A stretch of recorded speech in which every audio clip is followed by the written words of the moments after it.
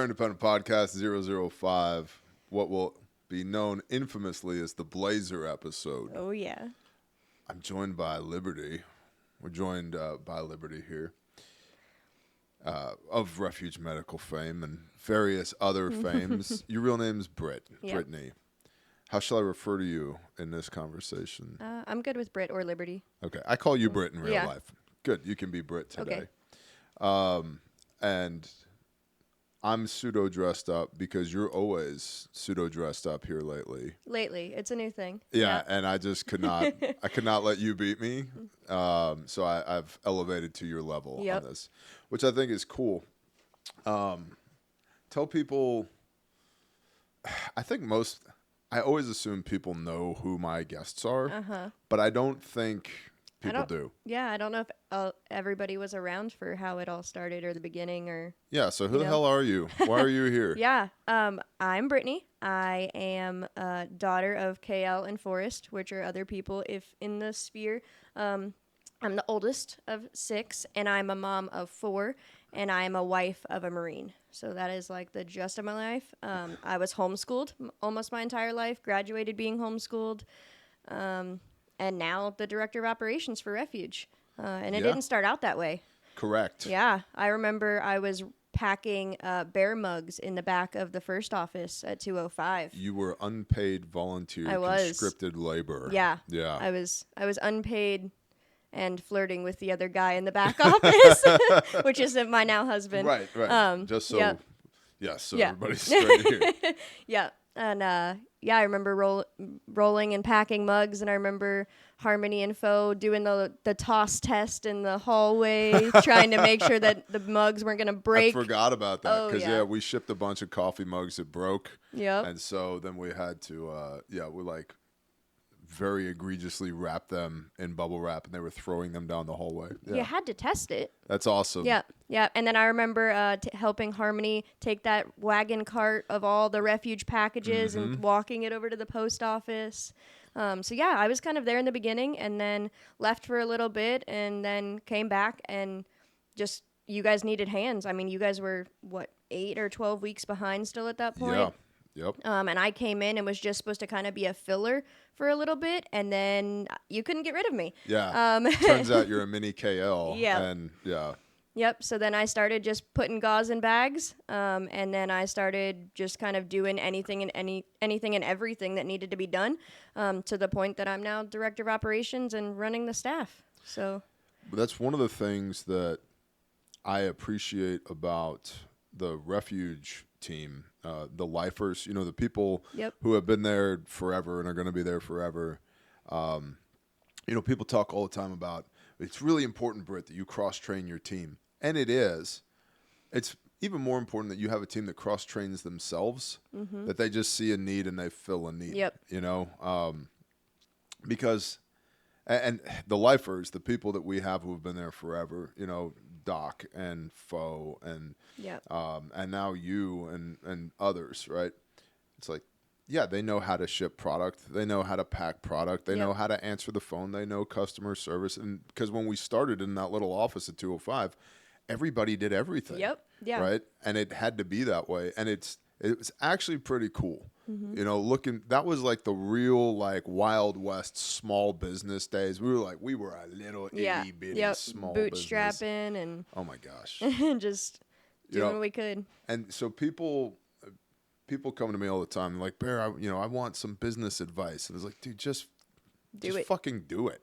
That's what you should do. Yep. Well, should I be an LLC or an S corp? So you should earn money. Yep. That's what you should do. Yep. You should figure that out, and then you have enough money that you pay somebody who knows more than you to answer that question for you.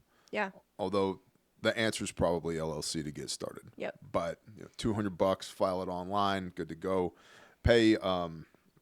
There's 2 groups of people that you should pay exorbitantly well. Everybody should be compensated equitably, but the people who are in charge of your money and the people and your attorneys, right? So your money people and your attorneys, you should pay very, very well so that they care about you, because if they don't care about you, at some point you'll end up wearing an orange jumpsuit instead of a blazer. Yeah. So. Yep.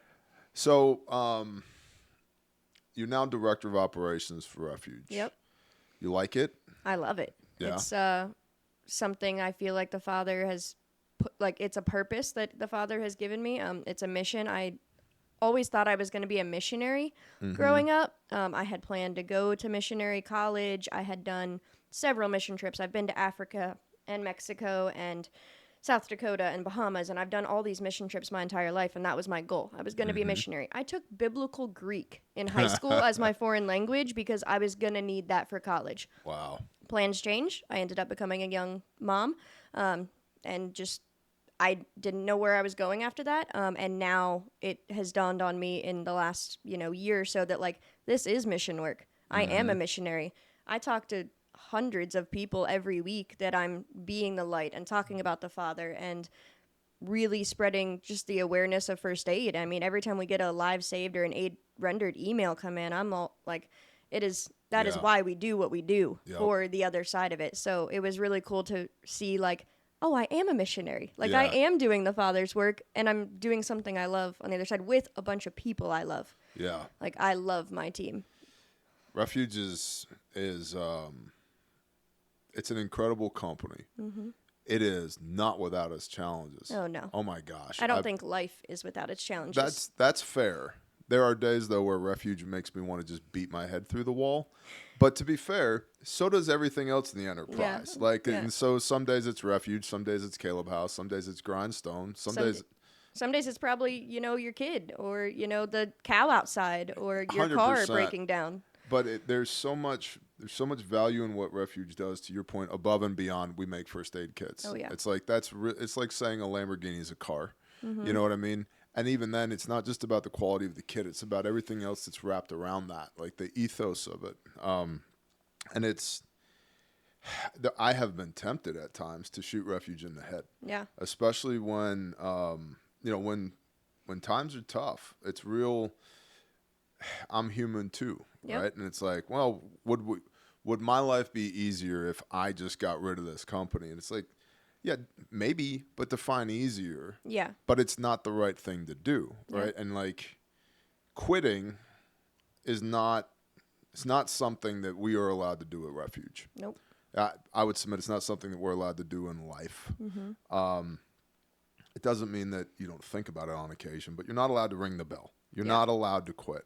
And so I'm glad that Refuge, and I'm thankful that Refuge has made it to the point that it's made it thus far. But it's a different animal now than it was when it started. Yeah.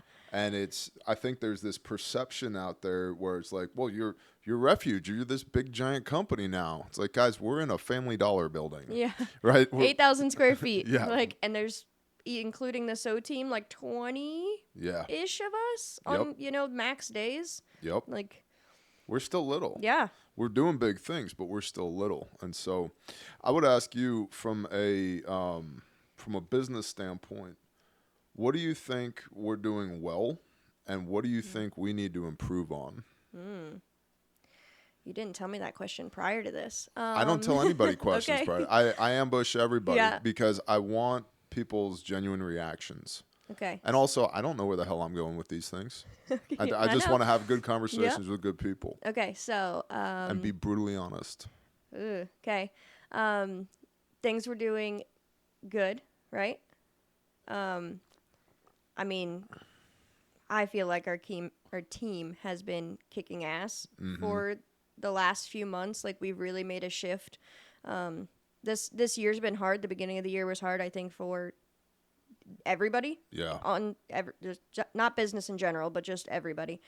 We know we're going into an election year and everything, but I think our team has been really good at pivoting and sticking to what we are, the mission we're trying to push. I think the mission, whether, whoever we're talking to, I think the mission overall that has been like high quality, life-saving equipment, teaching people has really been driven hard. Like our team are really passionate about that, and passionate about talking to the normal people. Like when people come to class, these are normal people. Yeah. These guys are, not big operator SEAL team guys. Like we have had people who have been in law enforcement and had military background, but majority of the time the people that come to class are just your normal average civilians. Yep. And we really get that time to connect with them and answer their questions and we're just genuine people that are trying to help other people. We're Right. not in it to make money. Anybody who knows Refuge, we are not in it to have billions and billions of dollars and sit on a private jet, and like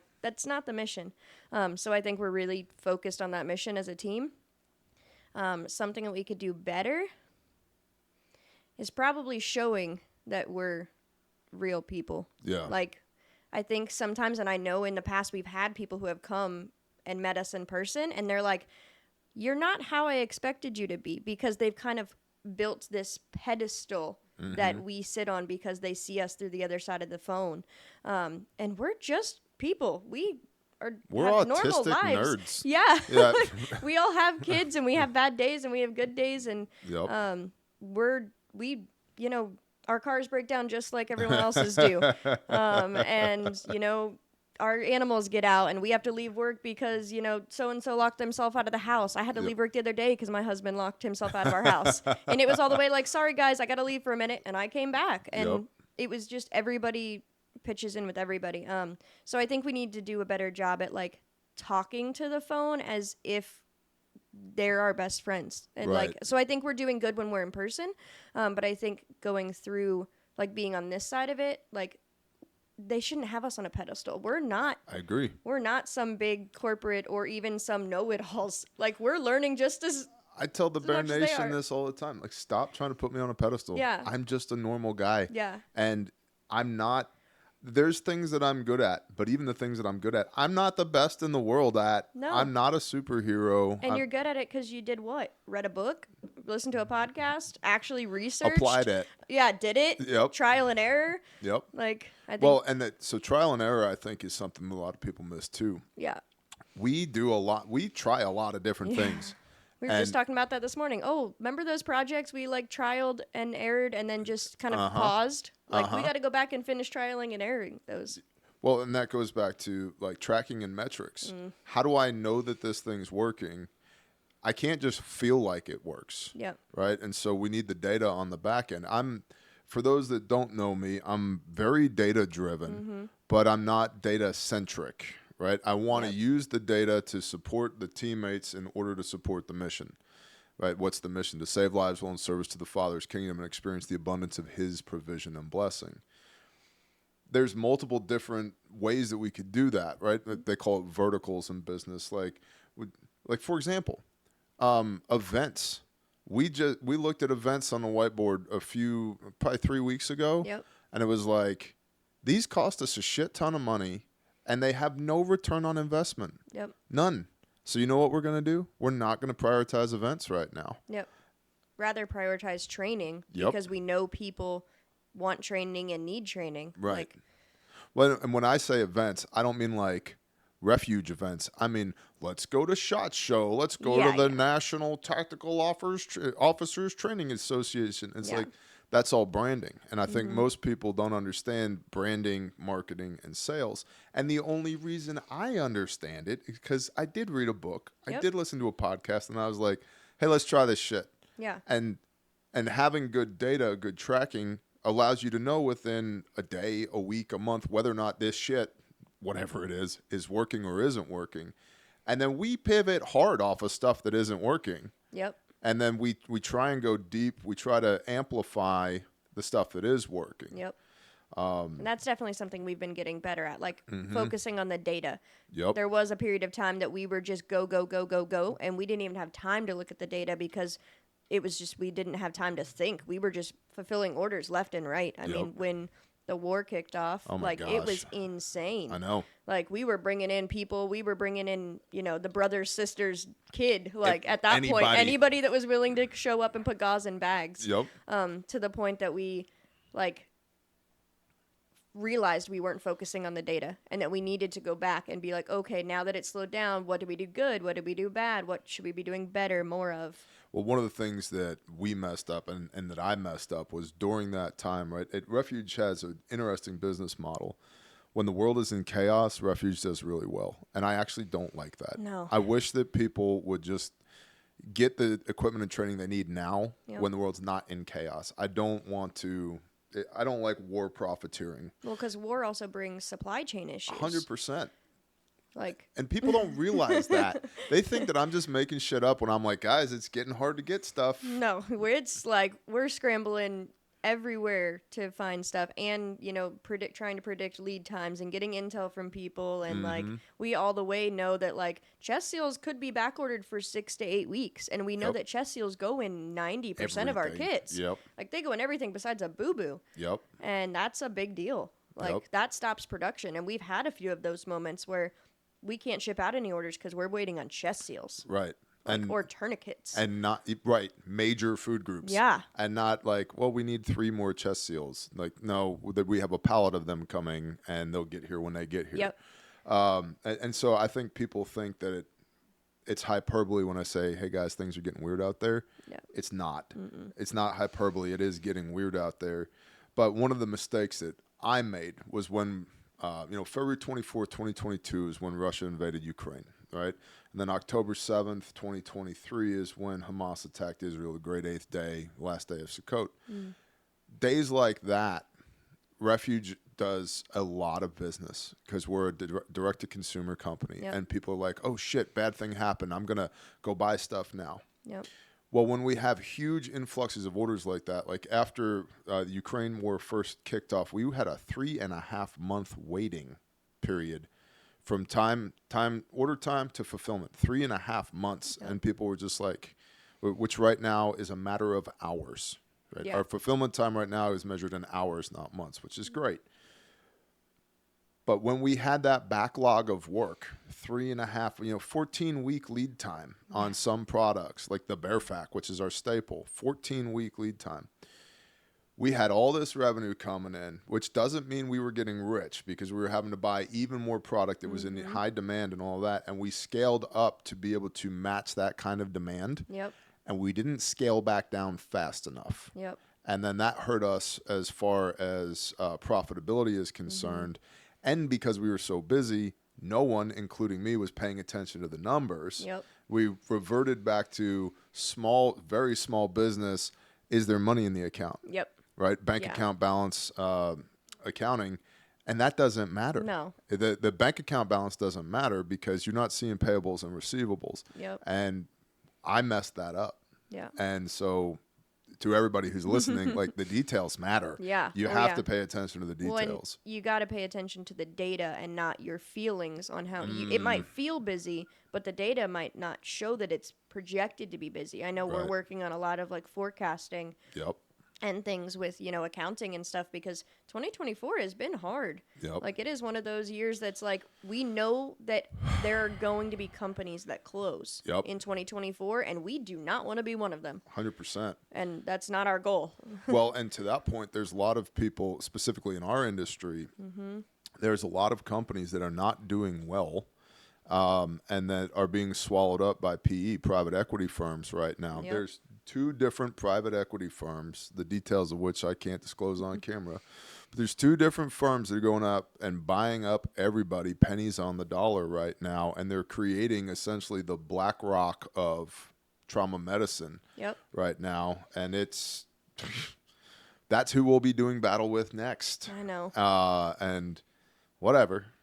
Yep. So, because it's not that their products suck, because some of the companies they're buying make great products. Yeah, we get products from some of the companies. But their ethos isn't us. Yep. We've had people try and buy us. They want to buy us. When we've talked to people in those companies that the ethos of that company has changed drastically once they were bought. Yep. And that's like, we don't ever want to be that. Like our ethos is what makes us us. Yeah, the usness of us. People always want to say we're a kidding company, and it's like we're way more than a kidding company. Bro. Like you have no idea who Refuge is if you think we're just a kidding company. If you think we put things in bags, like that is the bottom step of who Refuge is. That's just the beginning, Yeah. right? And it depends on the product too. But like, Yeah. we have a moniker, box bag box. And right, the product comes in a box. We take it out of the box. We put it in a bag. We take that bag. We put that in a box, and then you get. But there's so many steps in between there. Like these kits that are right here. Like we know, like Jen and Terry and Lamont and Christine and Brenda made these. Yep. Right. They made these, and like the ankle kits, Cody made those. Yep. And we like right here in the United States of America. within a few miles from where we're sitting right now. Yep. And then, Mike and Fo and Ren and everybody actually took the components out and put them in the bag. Yep. And then DR took the bag and then put it in a box. And then Liz put the label on it. And then they went out the door with Jared, who is like the greatest UPS driver we've ever had at this point. And it was... when he got hurt for that little period of time, we were all the way like, Jared, come back, because he's a rock star. I mean, we have days where we have hundreds of packages going out, and he's just one by one. He has never complained. He has never, and he walks in with little boxes, and he's like, what's going on? And it's like, it's okay. We had a classroom today. This is all we could push out. And he's like, oh, okay, So yeah, we're more than a kidding company. Oh yeah, it takes a team. Amen. How do you think the Refuge classroom is going? I've really enjoyed it. It has been something that honestly has thrown a pivot in my Thursday a little bit, because Thursday is our Friday, even though we do some things on Friday, but we're not in the office on Friday. So to try to handle everything I need to close out the week on top of classroom has made my head want to explode a little bit, but everything I have learned, especially yesterday, I mean, with that class, was super cool. Did you enjoy suturing yesterday? Yes, I did enjoy suturing. I've watched a few YouTube videos, but to actually have, like we always say, hands-on with somebody, being able to touch and feel and see that your knots are correct is way different than watching a YouTube video and hoping that you're doing it correctly. Right. So yeah, I really enjoyed that. And then, when you've come in and taught several things, and to the point where I've even got up there and taught once, and it's been really cool because I think the team is getting a lot out of it. Yeah. And I want to do a team building exercise soon, because I think we enjoy that time together. It is pause. Yeah. I mean, if the phone rings, we're still going to answer and talk to the customer, but other than that, we are on pause with the rest of the world. Yeah. Production's on hold. Fulfillment's on hold, shipping's on hold. You're right. The only thing that's up during that time is customer service, customer care. Yep. Right? Yeah, Mission and it's statement. normally Bob or I who will step out, because the team the team is really getting a lot out of that. Yeah. Bob or I can step out for a minute, handle the customer, and step back in. But it's really, I think the team is getting a lot out of it. I know I've enjoyed it, but it's really inspiring for me to be able to see the team also getting a lot out of it. I think it also creates more context and dwell time, which leads to trust, which if we go back to the 5 dysfunctions of a team, trust is foundational. Yep. And so it gives us more touch points with each other than I need you to do the thing that I pay you to do. Yeah. It's no, let's spend time together and learn. Yep. Knot tying. Yeah. To me, that's not a thing, right? I yeah. know 400 knots and which one to use where. But, I had Ren and Terry and Lamont yesterday were kind of in the back row with me, and I was like, all right, guys, come here. Yeah, because they didn't know. Right. But it's amazing when the things that I take for granted that I assume everybody else knows, what's the difference between a square knot and a granny knot? I got it. Yeah. Everybody else is what's a granny knot? Yep. And that's just basic stuff. Yeah. But I like teaching. Yep. It creates context with them. But I also like being taught.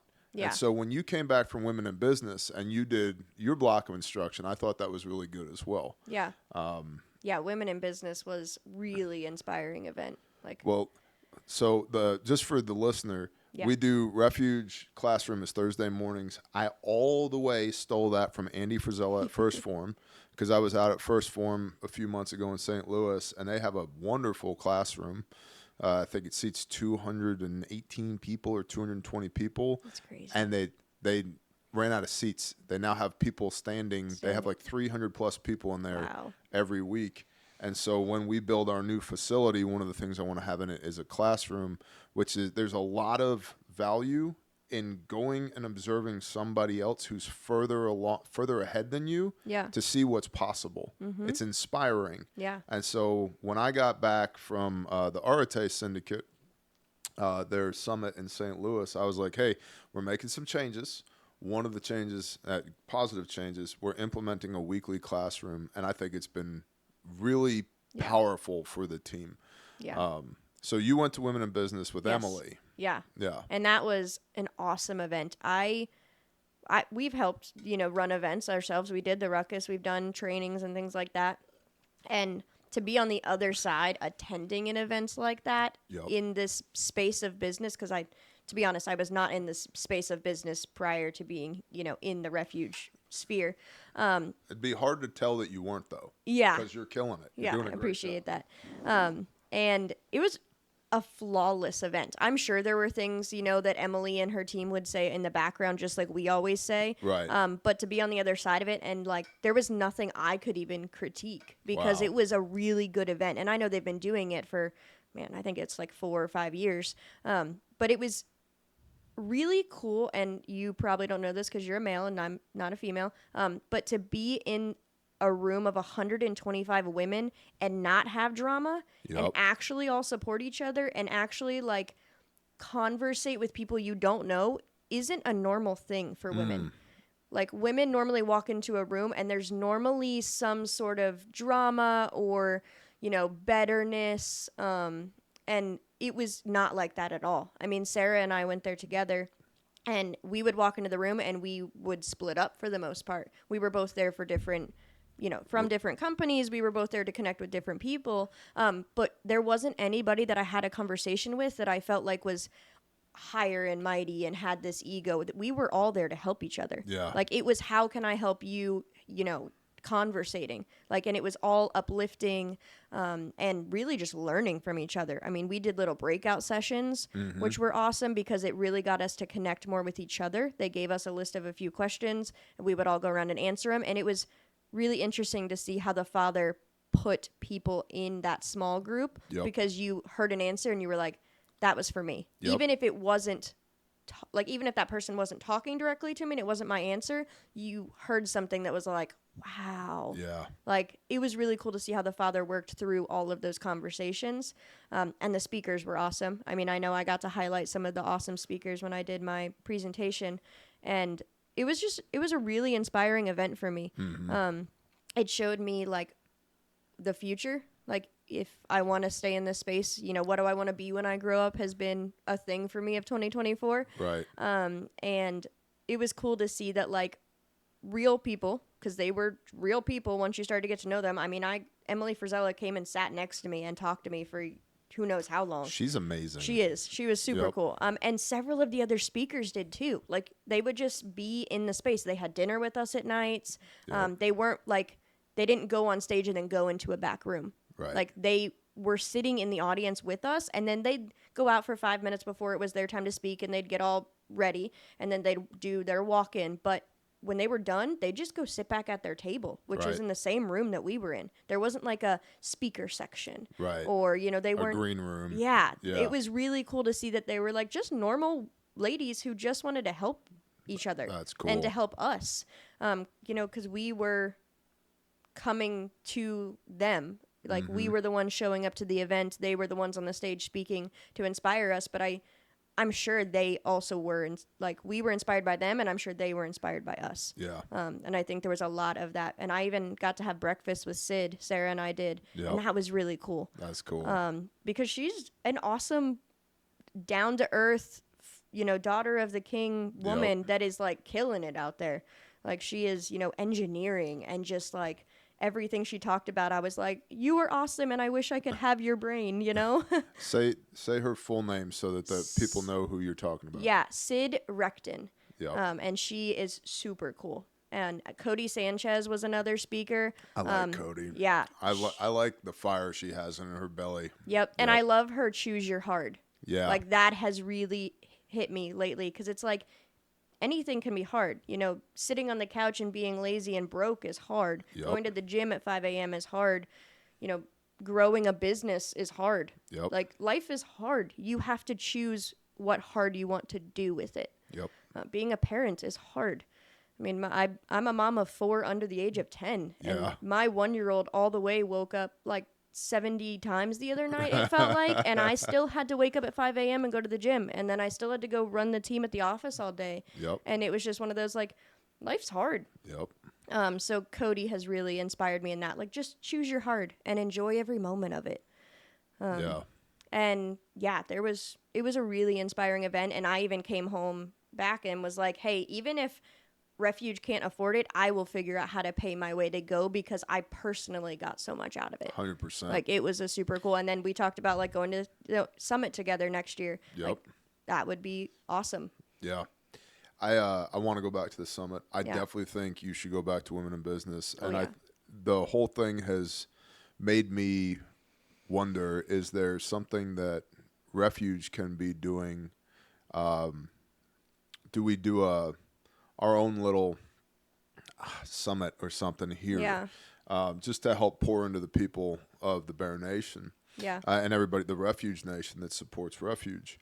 And Well, we have that Mommy and Me class we're talking about putting on the calendar too. Yeah. Like doing more things that's incorporating children and families and like, you know, filling the need and gap of things. yeah, yeah, but not just. I love the tactical cool guys. Yeah. Yeah. A lot of my friends are tactical cool guys Yeah. and like legit operators. And the world would not go round without them. Correct. And but we could not do what they do. correct. But they'd have nothing to come home to if Yep. it wasn't for everybody else. Yep. And I think one of the challenges with trauma medicine is that the only people that really take it seriously are operators because they understand the value of it. Yep. Where Dunning-Kruger effect, everybody else is like, I don't need a first aid kit. I don't need a real first Yeah. aid kit. And it's like, actually, you have the same exact physiology as, you know, U.S. Army Special Forces, Naval Special Warfare, Yeah. the United States Marines.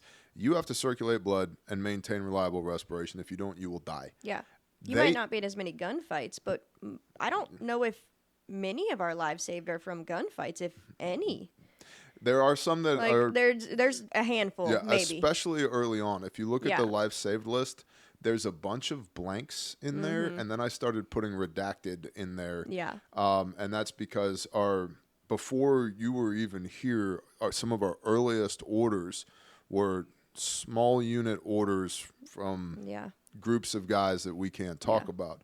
Do you remember that life save that came in for a bear fac one time? It was like we used the entire bear fac. Do you remember that? I remember the out of the helicopter one. Yes. That one? Yep. Okay. Yep. We used an entire bear fac, and somebody was like, should we count it as a life saved? I'm like, they used a whole Whole bear, like literally everything. Yeah. Yeah, they were in a place that doesn't exist, doing things that never happened with people that don't have names. It was like they used a whole bear fac to put this guy back together. It was like, yeah, Yeah. that's a life saved, homie. Yeah. And I think it was a mom that bought it. Yes, For you her are son. correct. That's Yeah. a great point. It was a mom that bought it for her son because what the military issues doesn't even compare to what we produce, Yep. which is how the bear fac came about in the first place. And it comes back to the world wouldn't go round without moms. Exactly. and that's the point I was driving at, is that normal people need this stuff too. Oh, yeah. But they don't necessarily understand the value of it because they've not been exposed to it. And so to what you were saying earlier is like showing people that, hey, we're real people, real Yep. normal people. And motor vehicle accidents, right? Yeah. How many dozens of our 136 to date are motor vehicle accidents? We have a lot of motor vehicle accidents, and unfortunately, attempted suicides has Yeah. been a large number of them. Yep. And it's 2024. People are struggling. Yeah. And you never know what place the father is going to put you in. I mean, we had that one life saved that it was roommate gave her roommate a tourniquet. She just out of the blue, like the father told her to give her roommate her tourniquet for the day, and that roommate was on a train wreck, and actually applied the tourniquet to somebody else and saved his life. Yep. And it was all because she obeyed the father and gave her tourniquet to her roommate, Yeah. like, which led to somebody else then going home to their family. Yep. Like, it is crazy the places that the father puts you in there's been several people that the same day they got their kit, Yep. they've used it. Yep. And it's crazy to think that, like, when you have it, you might need it, but, like, you don't want to ever need it and not have it. Yeah. Like, that's a scary moment. Yeah. It's just like, when your car breaks down and it's your only vehicle, that's a scary moment. You don't have another one. Mm-hmm. So when you get into an accident or, you see somebody bleeding out and you're not able to help them, Yep. that's a feeling I don't ever want to have. And I'm trying to, with Refuge, I'm trying to alleviate that grief and that panic Yep. by equipping and empowering good people to have what they need Yep. for the preservation of life. Yep. And it took 5 years of doing this before I could boil down what we do to 2 words: for life. Yep. Because that's what it's about. It's for life. Yep. And you need one of these kits for everyday life. They're guaranteed for life, and they're for the preservation of life. And I think back to the private equity firms buying everything up. It's like they're literally trying to maximize profitability. Yeah.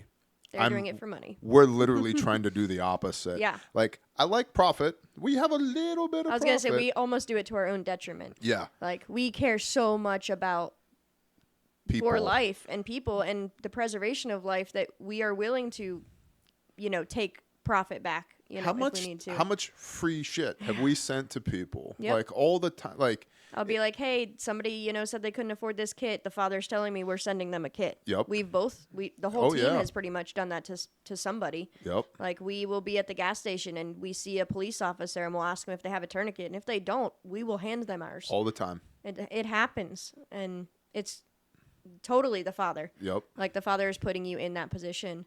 And it's just normal everyday life. Like you said, blood in our body and air in our lungs. Like, you need a first aid kit. And we're freaking fragile. Like the human body is incredibly resilient and it's incredibly fragile. And I think most people don't realize how quickly you can go from perfectly healthy and fine to on the verge of death.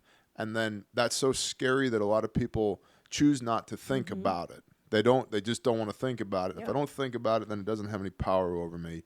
And that's just, not thinking about it isn't going to make the problem go away. No. Right? Yeah. Your kid's over there writing with a marker on the ground that you can't just ignore it and expect it to get cleaned up. That's a good way to put that. Like, just because you ignore it, la la la, doesn't mean it's magically going to disappear. Mom might come in the room. Like, if dad sees it, mom might come in the room and clean it up, but there's going to have to be somebody there to fix it.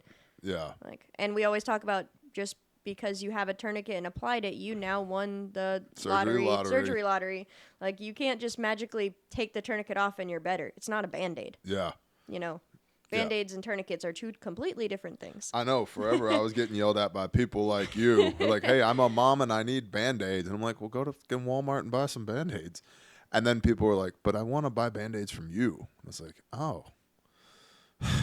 Okay, we'll make a boo-boo kit. Yep. But even then, the boo-boo kit has the ability to put like a stretch wrap and tuck tourniquet or an S-mark bandage on it for arterial bleeding. Yep. And even that, it's like, it's just a boo-boo kit. Well, what about the people that got attacked by dogs while they were hiking and all they had was a boo-boo kit with them? And we figured out the Slishman actually fits in that pouch, I bet it does. The Slishy is incredible. I love it. Yeah. Hey, let's take a quick break. I'm going to go pee. Over there, not right here. That'd be weird. And then we'll come back and find out more about Britannica, as I like to call you. Yeah, one of the many names. Yeah. I'm keeping him alive. Okay, is he not breathing? Barely. Take one more breath. Okay. One more breath. There you go, Jaden. One more breath. Yes. There you go, Jaden. Good job. Just stay with me, okay? Okay? There you go. Good job, Jaden. Is he breathing? He's barely breathing. How many times did the tell you? Okay, you know what, ma'am? You could deal with yourself. I'm not going to deal with this, okay? No, my friend is dying.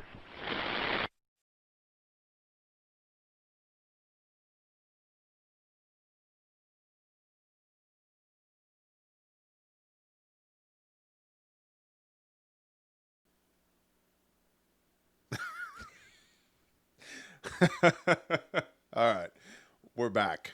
Thank you to our executive producer / security detail / Google Foo / how many? What, you get 2 stripes on your black belt? Yes. Yeah. Yes. J.A. Dudley. Yep. The Full Metal Artemis. Okay. So, question for you. What is your Myers-Briggs? I don't know the answer to that, actually. Oh my gosh, fired. I know. It's changed over the time, I feel 'Cause like. it can do that. Defender has always been. Yep. I've always been Defender. But I don't know. It's not something I focus on, I guess. I know it's something that we like do as a group, but it's not something that I've ever had stick in my head personally. It's not at the forefront. It's Yeah. not something you think about regularly. So Dr. Trevor would say that that's not one of your lenses. Yeah. Right? It is one of my lenses. You are definitely a defender type. And one of the things that's very, very curious to me as being the top guy with the 5 businesses, 2 ministries, which I've narrowed down to 4 now, Yeah. which is, if you think about it, that's significant, right? I've reduced 3 of those things. But between Bear Independent, Refuge Medical, Grindstone Ministries, and Caleb House, if you, wherever you interact with any of those organizations, you go up the chain of command, you'll find me at the top, which is weird. I never intended it for it to be that way. But as that guy, one of the lenses that I use is that because I try and build teams like I would build something out of Legos. I need one of these, I need one of these, I need one of these. And we have a better than statistical average number of defenders, protagonists, and commander archetypes. And we do have a fair number of analysts, the INTJ. Yeah. So we have a lot of defenders. We have 4 or 5 commander types, ENTJ, several INTJs, and then protagonists as well. And it's really interesting to see because and I'm not saying it's the only way you can build a team. Yeah. But I'm almost to the point now where I'm like, give me an ESFJ, an INTJ, an ENTJ. Yeah. And we're like, we're up. Like, all right, nerds, go over here and go do this thing. Kind of what we did without knowing it. And I just keep repeating this pattern over and over again. So what am I? Through your lens. Okay. So you are introverted, but you can, so it's a spectrum. That's for everybody to understand. There's a spectrum. So like, for example, I'm an ENTJ, right? The E is for extroverted, but I'm not heavily extroverted. So I have introvert tendencies, meaning I recharge away from people, not with people, unless like I went to dinner with my wife and your parents Wednesday night and had a blast. Yeah. Because I love these people, right? And so in a small group of trusted people, I can recharge there, which is different than, say, being at the Refuge Ruckus surrounded by hundreds of people I don't know. That excites me, but doesn't recharge me. Yep. And so my observation, you're introverted with extroverted tendencies. Okay. You can perform in an extrovert capacity, but it taxes you, and then you have to kind of retreat and refresh, which is perfectly okay. Yep. I think that you're intuitive. You do use feels like words. And so that's something like a difference between you and I is I tend to say, what is it? And so you're good with data, but you use feels like words. It feels like, or it looks like, or you can observe this in people. Well, it sounds like what you're trying to say is, right? And so all those are senses, which is a sensing type person. So that'd be the S in the archetype, right? Sensing. It seems to me, it looks like T. Well, it sounds like what you're saying is, well, it feels like, right? Yeah. Versus what is it? Yeah. And I am a very hard line, what is it? And this is like, I was just doing marriage counseling yesterday, which is crazy because like Pastor Joe rubbed oil on my forehead and now I'm a pastor, so I guess I have to do this, even though I still say 4-letter words and drink whiskey and I'm a work in progress, y'all. We all are. But I was telling this, the guy Armand, who, what's up Armand? A Rev Media who helps us do our paid advertisements with Lauren, who's killing it on the media team. He's like, I met a girl, I fell in love. I was like, how long have you been together? He's like, a month. Am I crazy? I'm like, no. No. Nope. That's not crazy. When I met my wife, literally time stopped and I knew the creator of the universe said, you could stop looking, that's your wife. Yeah. I was like, sweet. 9 days later, I told my wife I loved her. And she was like, awesome, I love you too. Let's do life together. Nope. Sweet. But I was telling him, the point of all this is, marriage is like the most intimate relationship you can have. Everything else is relationships. I'm not like my wife, and my wife's not like me. Yeah. And that's good because she sees things I don't see, and vice versa. And so it's the same thing with a team of people. You can have somebody who's deeply analytical and somebody who's deep in their feelings, and put those two together, and it mitigates the blind spots of those two different archetypes. I think you have a J, but it's not a strong J. I think you're capable of judging and rendering judgments. Yep. Versus I have a very strong J. I just can't help it. And I think you're probably I don't know if you'd be an A archetype or a B archetype. Like, I'm a type A personality. It's pretty obvious. I think you can flex into the alpha role, but I think you're very proficient and comfortable in like a support type of role. Yep. I think, I don't know this, but I think in most people's existence, they're the main character in their own story. You know what I mean? And I think for a lot of your existence as a human, you've been a supporting cast member, and I think you're starting to become the main character in your own story. Yep. And that's been really cool to witness, honestly. Like, the fact that I'm wearing a blazer right now is because of you. Yeah. And you came back from Women in Business, and without even having to tell anybody, you're just like, we're professionalizing. Yep. And you changed your wardrobe. Your attitude changed subtly. Yep. And then people started falling in line at Refuge, and it's like, yeah, we're not a giant company, but we are a multi-million-dollar business. Which means we need to run it like a business. We're on 4 continents. Yeah. We should probably look at the fucking P&L. Yeah. Right? Like, it just kind of makes sense. Like, do we have any money? Yeah. Yeah. Do people owe us money? Yep. You know, what's an aging report? Like, you know, things like that. Yeah. Forecasting? What? Yeah. Like, how do we decision make? Yep. So that's kind of my read on you. And I think we are 2 wildly different people.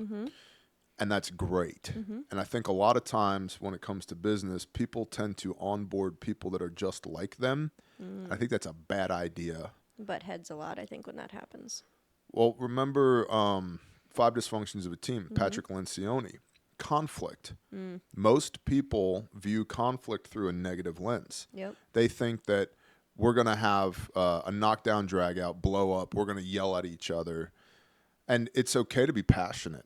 Even raised voices are okay as long as we're not being disrespectful of one another. Yep. I can be unhappy in a situation, but I don't get to call you names. Yeah. I don't get to drag you into the dirt, right? And vice versa. Yep. Because that mitigates trust, and trust is foundational. But conflict is good. If you see something or know something that I don't know and it's critical and I'm not seeing it, you need to be able to say, T, look at me. This is wrong. Yeah. And maybe I'm the one that made it wrong, right? Like, dumb shit happens all the time. Yeah, I was gonna say we've had a few of those moments. 100%. And you've gotten better at putting your foot down and just saying, look, I need you to take this seriously. I'm like, okay, thank you. And because I trust you and respect you, I'm willing to hear what you have to say, because I don't have my ego wrapped up in it. Yep. I know there's things I don't know. I know there are more things I don't know than things that I know. Right. And so. Yeah. Did you learn how to use the computer yet to check somebody out on Shopify? No, I still haven't, because I haven't had a chance to yet. I actually need to do that. And you know what? I will commit this week, this coming week, when I'm in the office at 807, I want you or somebody else to teach me to do that. Okay. I also really want to get into the sew shop. I know, we've talked about it. I'm just gonna go hang out with them for. I really want to. I want them to teach me. Yeah. I know how to sew. You know, I've said this before on camera, but I grew up poor. And one of the ways that I brought money in for me and for the household was our parents had us enrolled in 4-H as we were growing up. And so at the county fair, a blue ribbon was a $100 cash prize. Yeah. And so me and my other siblings, my little sisters, would submit like 30 or 40 entries into all these different categories, and we would nail it. Best chocolate chip cookies, right here. Yep. Sullivan County, New York, baby. That was me, right? Best hand stitch, right here. Paper mache. Oh my gosh. Fabergé. Is this still a thing? Do I still do these No, things? no, like is the 4-H I county don't know. fair You want to take stuff over the like county that? 4-H? Like we need one more thing to No, do? no, But, I can't handle that on I my mean, time. all of our children are brilliant, though. I'm thinking like, how can I get my kid to start making money like that? So we would come home with and this was like, 1990s dollars, Yeah. like realer money than we have today. Got you a lot farther. Yeah. Back then. So each one of my siblings would come home with $3,000 to $4,000 in blue ribbon awards every county fair every year. Yeah. And that was just so I learned how to sew is my point. Yep. And my mom is an incredibly accomplished seamstress. She's awesome. But I don't know how to use the equipment Yeah. that we bought that's under our roof. Well, and we have some really kick-ass Oh, they're sewing amazing. people. Like, They're amazing. everything that they do, good luck finding an imperfection most of the time. I know. Well, and our rejection rate is really yeah. low. It's under 1%, which is incredible. Yep. And it wasn't always like that. It took time, like Yeah. building the team and, pushing through. There was QC things in the beginning, and there was sometimes they were trying to push too fast, and they'd start making mistakes because they were picking speed over quality. Yep. And that's not something we do at Refuge. We are quality over speed. 100%. Because it has to work. Yep. Because if it doesn't work, people die. Yep. And we take that very seriously. We should talk about that. Like in business, it's what they call vertical integration. Mm-hmm. So we bought one of our subcontractors. Yep. In kind of a fast way. Yeah. Like, we were all the way like, okay, we're doing this. Like, the Father's telling us to do this, so we're going to do it. Yep. And then we were like, we don't know how to run a sew team. We don't know how you do inventory for a sew team. You Right. know? Like, we had to learn, figure it out, trial by error. Well, and one of the things so details matter, right? Mm-hmm. It's kind of an underlying theme of what we've been talking about here. When we bought the sew shop, I didn't buy that business. I didn't buy their FEIN. I didn't buy their brand, their identity, none of that. What we bought was the inventory and the equipment. That was done very specifically. I don't need another FEIN. I got enough businesses as it is. And I didn't want any of the brand reputation associated with that company. And I didn't even want to do discovery on their books. Yeah. What's your debt look like? Any of that? Nope. I'm buying commodities. I'm buying your inventory and your equipment. And then they had 10 and a half people. There was really 11, but they had one guy that floated back and forth between that company and another. So 10 and a half people on staff in that sew shop. And the guy that owned it, I said, who's your top 5? Remember that? Yeah. And we hired their top 5 2 weeks before they came to us so that they were on our payroll and their payroll at the same time. Yep. So they basically got a sign-on bonus, Yep. and they didn't miss a single paycheck. Yep. And then brought them over to us. And as I've told our sew team 100 times, everything else is a commodity. You're awesome at ordering stuff. And I literally said to the guy that owned this company, I said, I could have Britt right now say, Britt, get me an account with Brookwood and order all these machines. And in 24 hours, I will have everything you're trying to sell me. The equipment's commoditized, the inventory's commoditized, and the equipment's depreciated because it's not brand new. Yep. Right? So all that's a commodity. The people are where the value is because those people have the institutional knowledge of knowing how to make my products. Yep. And I don't want to have to hire and train up somebody and have all that operational drag to bring in a brand new sew team. I want these people who have been making our products for years, I want them under our roof. Yep. Whether or not they're sewing on the same machines with the same nylon doesn't matter. I can get that anywhere. Yep. The people I can't get. Yep. Right? That's where the value is.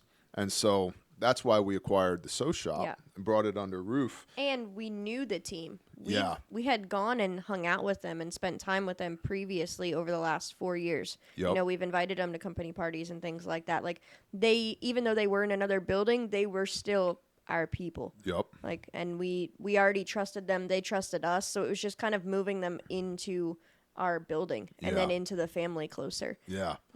Which like they actually helped us move all their stuff. That was a fun day actually. And what has been so cool to see with the SO team specifically is they came into an established business. They came into Refuge with our mission statement, our core values, our ethos. Yeah. And they're so freaking pumped about it. Oh, yeah. You know? Yeah. Like, gosh, Lamont gets me every time.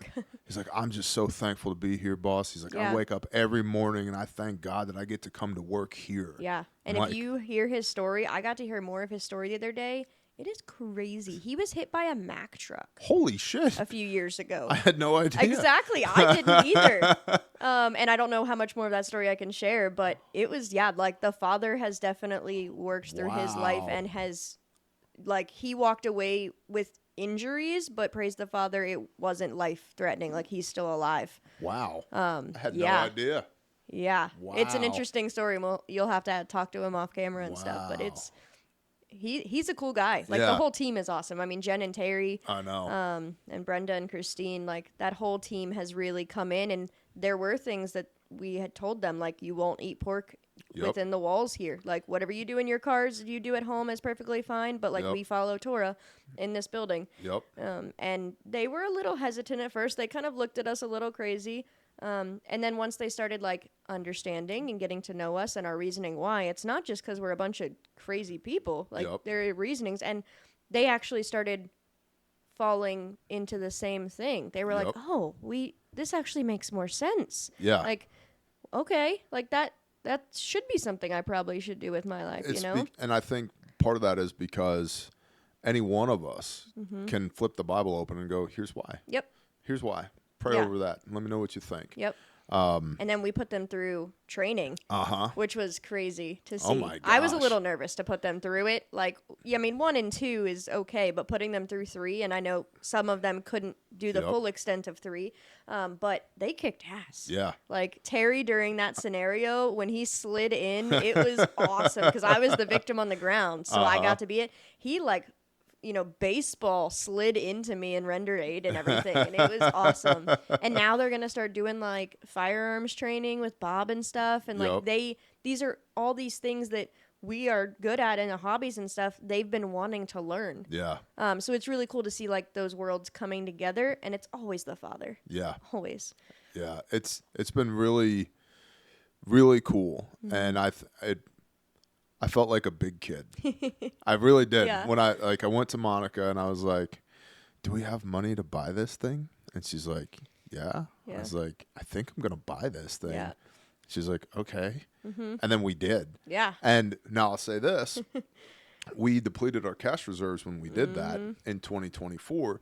That has made it interesting here lately because cash reserves and cash flow are the lifeblood of a business. Yep. And I think that's something that a lot of people don't understand. And I think there's just so much effort that's involved that completely goes unnoticed. Yeah. You know, we're in year 5 of being in business. Praise the Father. Oh, that we're already the statistical anomaly, which is incredible. We control 2% of the market share of trauma medicine in North America. Yeah. I'll take it. Yeah. Praise Yah. That's amazing. But we're by no means the big boys in this. But I think there's a lot of misconception when it comes to entrepreneurship that it's going to be easy and I'll just make some Instagram posts and I'll have mailbox money and I'm going to start an online community and make $100,000 a month. And no, you're not. Anybody who's ever started a small business knows that is not how it works. No. Like at all. and it's just it's constant leaps of faith, one day after the next, after the next, after the next. And I have in this season had to get really okay with it's the Father's will. Yep. Whatever we're supposed to get, whatever He has ordained for us, we will get, and that's okay. And then balance that with stewardship, that He has put this, whatever this happens to be, He's put it in our hand, and we need to be good stewards of that. Yeah. And it really, for us, comes back to people. It's the people inside of the organization. And in fact, when there was a company who was trying to buy us. And that was interesting because I never thought about that before. And it made me realize everybody has a number. Oh, yeah. Everybody has a number. And so I was like, okay, what's my number? And the number I settled on would allow me to cash out everybody inside of that business with a 7-figure bonus. Everyone. Yeah. Literally everyone with a 7-figure bonus. Well done, good and faithful servant. Now, this business, and I'm not selling the business, but this was my thought process. Yep. This one is closed.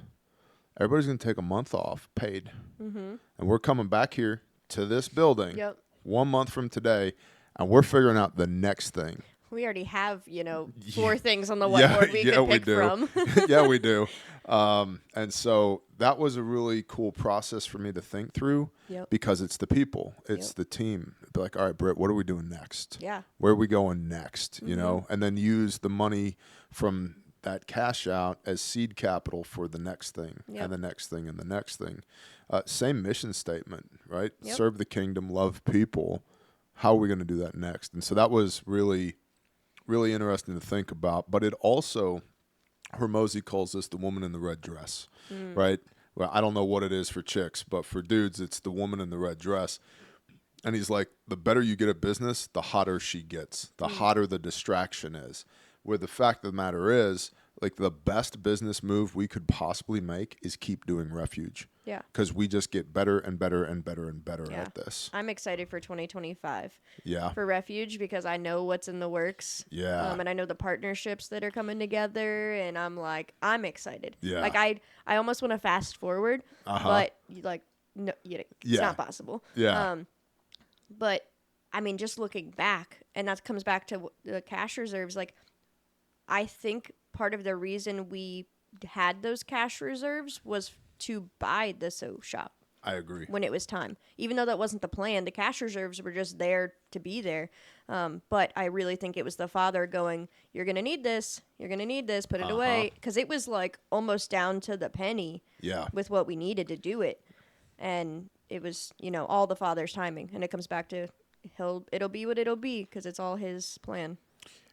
I also think, so cash reserves are important, right? Cash flow is very important. It's the lifeblood of a business. I also feel deeply that the Father doesn't give us money to put in the bank to look at. Yeah. Right? And that goes back to the parable of the talents. It's like, I gave you this talent and you buried it in the ground. You wicked and lazy servant. Yeah. Right? Stewardship is multiplication. I've taught about this at Refuge, and I've taught about this on camera elsewhere. Parable of the talents, stewardship is multiplication. And so you should do some Dave Ramsey stuff. You should have an emergency fund, whether it's for your household or for your business. But that revenue is there so that you can multiply, right? And there's a term that gets thrown around a lot, and I think a lot of people abuse it because they're paying lip service to it, not actually doing that, and that is kingdom impact. Are you having an impact for the kingdom? We don't have to wonder about that. No. There's 136 people still alive. Yeah. And you brought it up. How many people, dozens, have ordered their kit, gotten it, and that day or the next day had to use it to save a life? That's not a coincidence. Nope. That's not happenstance, serendipity. That's the hand of the creator of the universe. And so I know we're having a kingdom impact, whether it's through the kits or through the live events or even through the chat on the website or talking to people on the phone. How many people have walked into the store and end up going up the road to get baptized? Oh, yeah. A lot. A lot. A lot. And so while the woman in the red dress is tempting, we could do something else. We could. Yep. But we're becoming de facto subject matter experts at this. Yep. And I don't think the Father's told us Refuge is done. I think he's only told us, like, hold on, be ready. Well, we've seen this before. For everything there's a season, Ecclesiastes 4. And we've had lean periods before. And what the lean periods have forced us to do is to re-examine our processes, our procedures, to square that away so that when the next big thing comes, we're ready. Yeah. We can steward the next big thing that comes.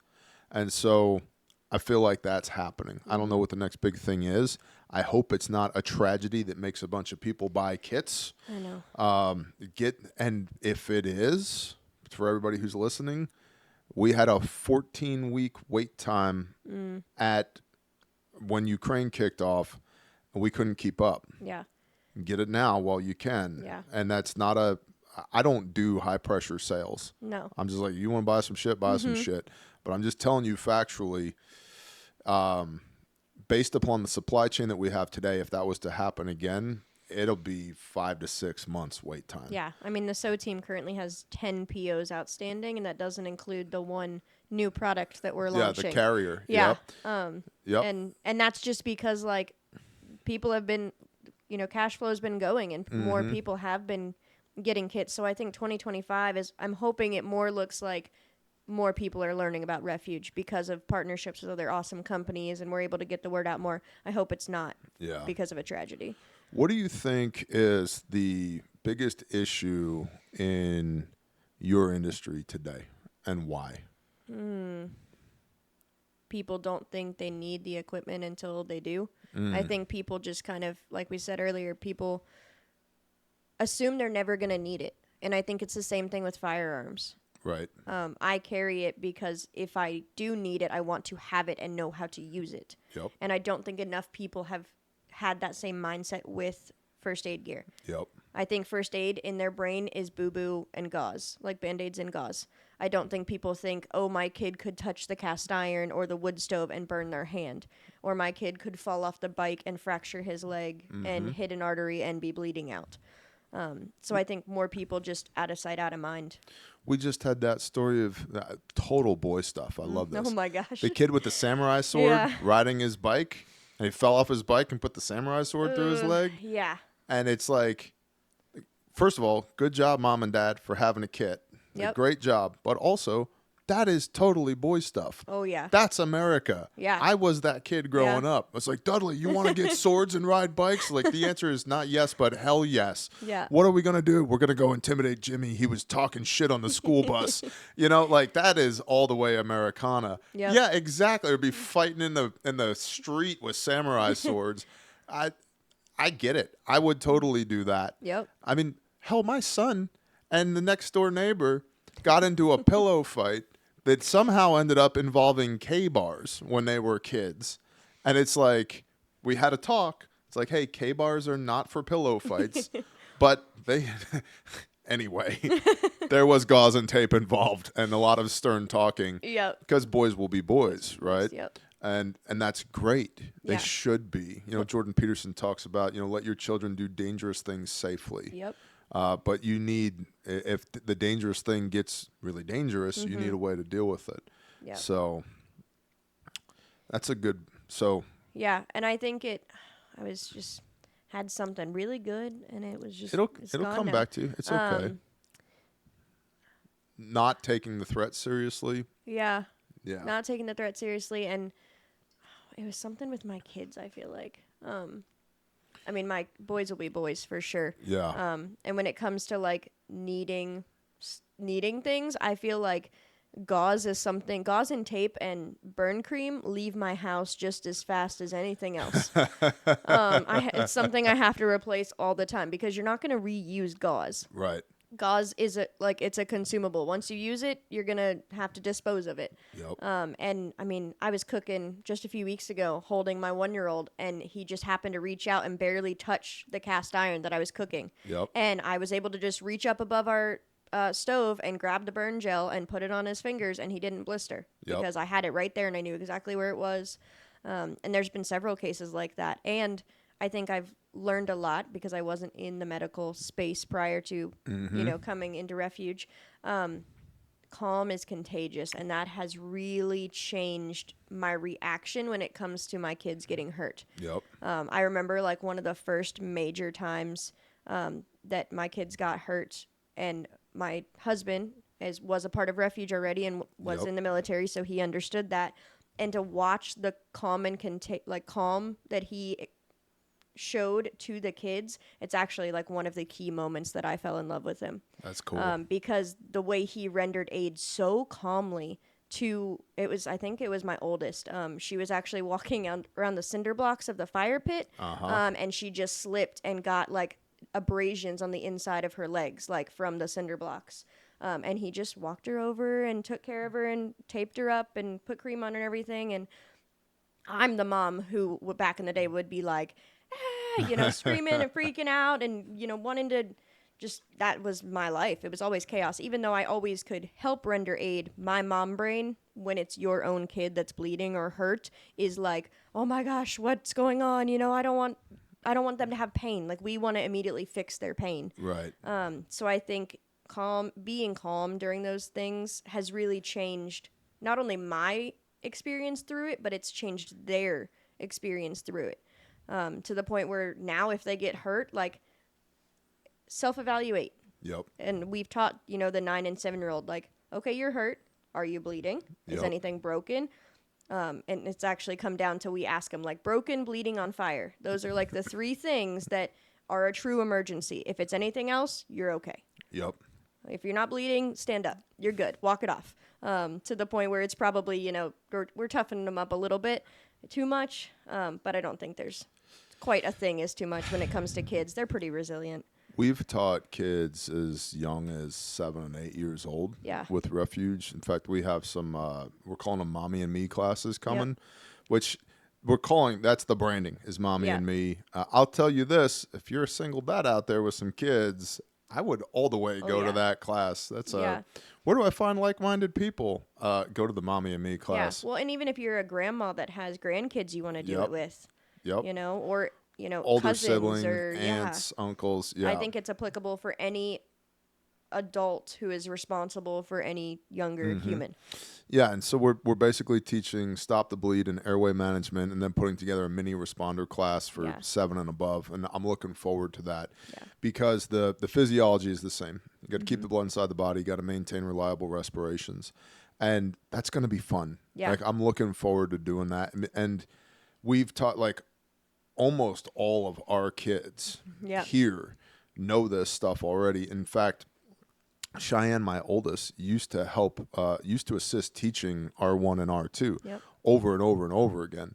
I don't know how many thousands of reps with the tourniquet that kid has, but your younger brother, David, is part of RT. He's probably had 10,000 tourniquets put on him. Yeah. And so it's not just grown-up stuff, teach the kids how to prevent massive bleeding, treat massive bleeding, maintain a patent airway, and then elevate. Yeah. Get an adult, call 911, all that stuff. And there's many instances of children rescuing their parents or rescuing other kids, and that's an awesome mindset to have. And so I think it's a worthy cause to dedicate ourselves to. Yeah, I know when I taught my kids how to use the Slishman, when it came out, they would apply it and then they'd go brush their teeth. Oh, that's and awesome. Keep it applied until they were done brushing their teeth and they take it off. That's awesome. And that was like and I didn't even tell them to do that. That was just, they were like, okay, this is what we do. But they also see mom who, just last week when I was doing the golf tournament, we all applied tourniquets. Right. And then I was the one on the team who kept the tourniquet on the entire time and then putted the ball with the tourniquet on and actually made it. I was like, well, that's awesome. Like, that's super cool. So they see that mom's doing reps and sets, so they are doing them. And then not only did I teach them how to use the Slishman, but I taught them how to apply a tourniquet to me. Yep. Because if something ever happens to me, I don't want them to feel helpless that they can't help me or can't help another adult. So it was, teaching them both ways, I think really matters. That's really cool. I'm excited for the Mommy and Me class because I know I'll get to be a part of the teaching side of it. So you brought up earlier you've done a bunch of mission trips. Oh, yeah. Where did your faith journey begin, and how has it changed over time? So I grew up in church. Okay. I have never known life without the Father. My parents were awesome parents, and it was instilled in me at a very young age. When I became older and had my own choices, I was really involved in youth group. I was the tech girl. I could not sing or play an instrument, but I could do the light board and I could click the buttons for the slides of the PowerPoint and the lyrics.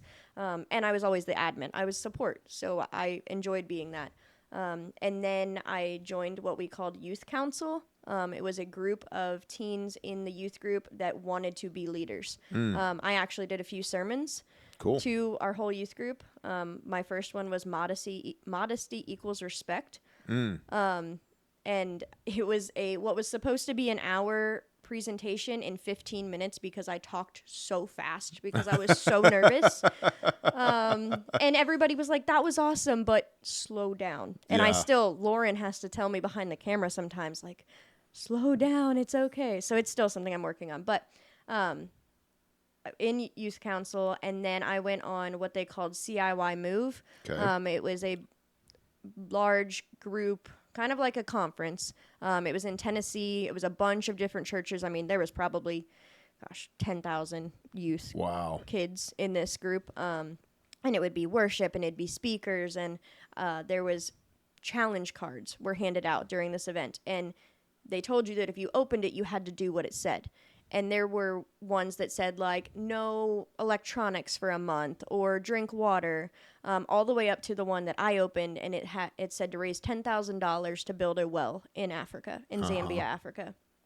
And I was all the way like, oh, like that's not just no electronics for the month like my friend over here got. Like raising $10,000 is that's not nothing. Seems huge when you're 14 years old, 15 years old. So I had already kind of been in mission trips at that point. I had done Bahamas was my first one at 12 years old, and I enjoyed, that was like my getaway. Being the oldest of 6 and being homeschooled, that was my outlet. I wasn't around my family or my siblings, and I was helping. Like, there was a mission behind it. So I always enjoyed it. I looked forward to it. And then when I got that challenge card, and then I was like, okay, this is what we're doing. I had a few friends in the youth group who were down to help me. And we did it. And we did t-shirts, and we did a penny drive where everybody just brought in pennies, and then we put them in the little paper sleeves. And it was like, I think over $1,000 we raised in pennies, which was crazy. And then, we made t-shirts, and I would talk on stage at our church and, do fundraisers and things like that. And I was able to do it. I raised the money. And then I had the opportunity to actually go to Zambia, Africa. Not to the exact location that the well I raised the money was built, but it was with the same organization that was doing and building the wells. And that was a really inspiring thing. I spent my 18th birthday in Zambia, Africa. Wow. And we actually built what they called, I think it was like, basically like God boxes. They were cement boxes, like probably this tall, that were layered with different size rock. And it was a filter system that they could take their unclean water, pour it in the top, and it would filter it all the way and come out a spout, and it would come out clean for them. And they taught them how to use it, and they taught them how to take care of it, and it would last over 100 years if it was taken care of properly. Wow. So we actually got to build those and then go install them into houses and teach people how to use them. And if you've ever seen those videos in Africa where the ladies are like carrying those giant things of water, I watched people roll the 55-gallon blue drums of water. They would roll it to where they needed to go and fill it, and then they'd roll it back. And most of the time it was women or young women. And it was really interesting to see that culture because, one, they were all smiling. Like, they were full of joy with the little that they had. And it was hard to see that the men were in the bars. I didn't see nearly as many men as I did women and children. The women and children were in community together and doing life together, whereas unfortunately, the men had gotten into drinking and into drugs and were in a separate part of the group. So that was really interesting to see, like, all the women kind of band together and did what they needed to do and provided. And I was like, oh, that's not something you really ever want to see. And it was definitely an inspiring experience. It taught me a lot. A piece of my heart will always be in Zambia. I hope to be able to go back one day. That's cool. And so that was a big pivotal moment in my faith and in my walk. And then that was pre-Torah. I mean, my parents started following Torah 2 years before I actually started. And I thought they were crazy. I remember, because I was a single mom, in one of their bedrooms with my kids, I would put my Christmas tree up in my bedroom. And I had Christmas with my kids there because I was like, what do you mean Christmas is not, And it took me some time, and it took me making the choice and walking with the Father and growing a deeper connection to understand why. And it really came down to the Father putting my husband in my life and stewarding me to show me, and actually, like, I've read the Bible my entire life. I was like the best kid in Awana. I memorized all the verses. I was Sparky of the year. It was always a part of me. But once your eyes are opened in a different sense, I could tell you that was not there when I read it the 100 other times I read it my entire life. And I'm like, no, it wasn't. It did not say that. It was, you mean it wasn't 2 by 2 they went on the ark? Right. Like, I was taught a lie my entire life. And when you really start to, like, open it, when there's, like, the scales, the veil is pulled back type thing in a new light, and you grow a deeper connection, things start to pop out in the word that you didn't see before. Mm-hmm. And I definitely had, like, a pretty hard into Torah. Like, it was very fast paced. It was like, you can't have this, and there's lipsticks, and there's body washes, and there's porks and everything. So welcome to everything you've ever liked in life. Now you can't have it. You can't use it. So I was kind of thrown into the fire there and learned a lot. I was kind of a sponge soaking it all up and everything. But it has only made me grow a deeper connection with the Father. Mm-hmm. I've always had that connection, but it's definitely a different level. Yeah, I feel you on that. Yeah. I feel you on that. I was, I was born and raised into the conservative Baptist church, and I've covered this before in other videos, but ran away, literally and figuratively. Insert satanic mayhem here. And did that for a decade, and then came back to non-denominational evangelical church. And the Father used that to get me back in his circles, back in his word, and worshiping again, because that wasn't something that I was doing. And then really strengthened my connection with him so that I would learn to hear what his voice sounded like again and feel that conviction of the Ruach, and then blew that church up for myriad reasons, one of which was so that I would be forced to read his word alone again. And there was same thing. This wasn't in here the last time I read it, right? And it's like, but did you really read it? And I'm like, I think I did. Yeah. It's like, well, read it again. Read it again. Did you read the chapter that they had on the screen, or did you actually, or the verse they had on the screen, or did you read the full chapter? Did you read the chapter prior and after? Because it changes the context. 100%. 100%. And really start diving into the word and learning who is Messiah really, right? Like, who is he? How can I say I follow someone I don't know? Yep. And if I don't know what he did, how can I, 1 Peter 2:21, for this you were called, that Messiah, having suffered for your sins, that you will walk in his steps. Okay. How do I walk in his steps if I don't even know what his steps were? How do I not sin if I don't know what sin is? Yep. And then reading from Genesis 1 to Revelation 22, it's like, oh, this whole story is congruent. This is just, there's no great demarcation in here. It's just a continuation from Genesis 1 all the way through Revelation 22.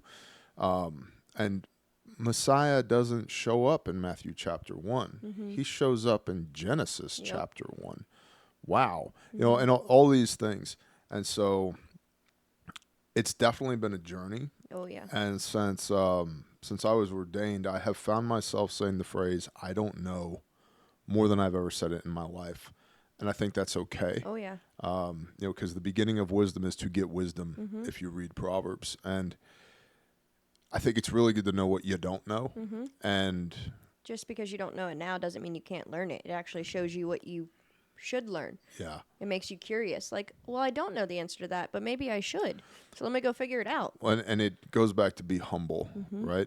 And if Book of James, right? My brothers, not many amongst you should be teachers, for you will be held to a higher account.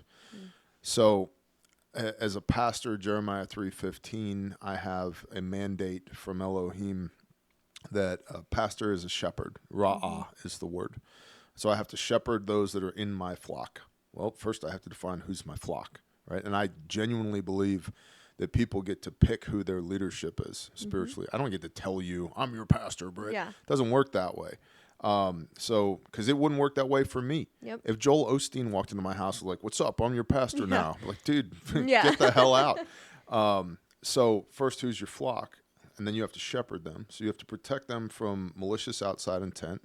You have to provide for them. And then the Father says that these shepherds, these ra'ah, will feed you after my own heart. So you have to be after Yah's heart with knowledge and understanding. Okay. So that's what a pastor does. How I feed you and what I feed you with or anybody else has to be in line with the word of Elohim. Because if it's not, or if I think I know what this means and I don't, and I feed you poorly, I give you the wrong stuff, you're just using you in this example. That doesn't end up on your account. That ends up on my account. Yeah. And if it's one to many, and I incorrectly inform all these people because my ego is in the way, because I wasn't humble, I wasn't reading the word, and I didn't say, you know what, I don't know. Yeah. I don't know the answer to that. Instead, I'm like, well, what it means, Brit, is, and that's wrong. I suffer for that. That is in the footnotes next to my name in the book of life. And I can have real negative impact on people's lives by saying shit I don't know. Yeah. And so I've really been humbled in the last 11 months of doing this, of going, I don't know the answer to that. Yeah. And that's okay. But maybe we can find it together. Yep. Right? And let's flip the Bible open and see what it says. Yeah. And so it's been an interesting progression in my life, because I never thought, never Yeah. in 1,000 years. Like, obviously, Jan knows what he's doing, but Oh yeah. I mean, when didn't. I met you, in the beginning, I wouldn't have thought that, like, at all. No. But I've watched you grow into it, so it's been I really cool to appreciate see. that. Yeah. I remember meeting you. It was right in front of that house right there. I think it was actually inside your house.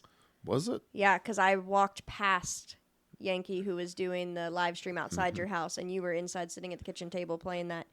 Played that card game.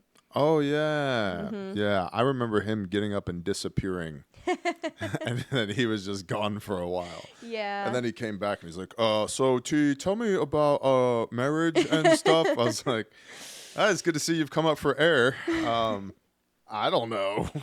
So, okay. So that's your faith journey. I think the faith side, pastor side, plays into parenting a lot too. And it comes down to, like, I have to tell my kids sometimes I don't know.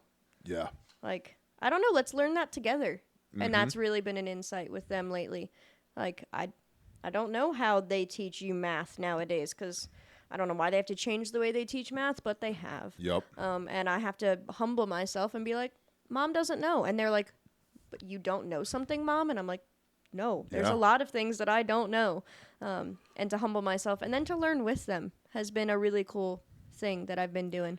What's that been like for you since you were homeschooled? And like, your mom to me is like the epitome of like crunchy mama, right? And I say that with all the love and respect, right? Like, she has a sea, air, land container, a Connex box filled with curriculum. Yeah. Just curriculum, right? But then your kids, her grandkids, are in public school. Yeah. So what's that been like? So I really enjoyed being homeschooled. I had a little bit, to be honest, of resentment there because I was the oldest. So yes, I was homeschooled, but I was also helping homeschool my younger siblings. Yep. It just kind of comes with the territory of being the oldest.